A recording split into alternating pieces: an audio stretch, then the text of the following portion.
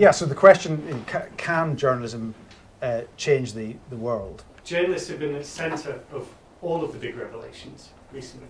MPs' expenses, Panama Papers, WikiLeaks. But I think sort of more importantly is the day in, day out journalism, the small kind of incremental pieces of journalism which are kind of the oxygen of democracy and are equally, I would suggest, as important in changing the world. I'm optimistic about journalism. I think it's much better today than it's ever been. Now, it's good to have the information there, but what happens next? The example of Snowden is fascinating. In the US, there's some positive reform. In the UK, there's an attempt to make the situation even worse.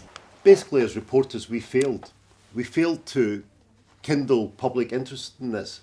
We needed to go and find an individual, somebody that had been the subject of surveillance, and humanise it, instead of talking in generalisations and about documents. We've been talking about a very particular type of journalism, and of course there are very many different sorts of journalism, and maybe the better types are represented on this panel, but there are other types of journalism that are also flourishing in the UK that we may say, yeah, they may change the world, but not necessarily for the better. What I write ends up in the opinion section, but I find a lot of other people who write are just as biased as I am. They are campaigners. Of course they're campaigners, they're political campaigners, but they end up in the news section instead. The really interesting thing is that, to kind of coin a phrase, there's the possibility that we're all journalists now, that we all can do journalistic style investigations in the way that we want to. Now this raises all sorts of other difficulties, but there is that potential there. So I think when you've got a confluence of all these different types of factors,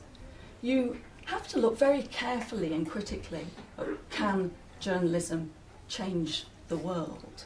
And don't rush to make a judgment that yes, all journalism is great and aren't we lucky?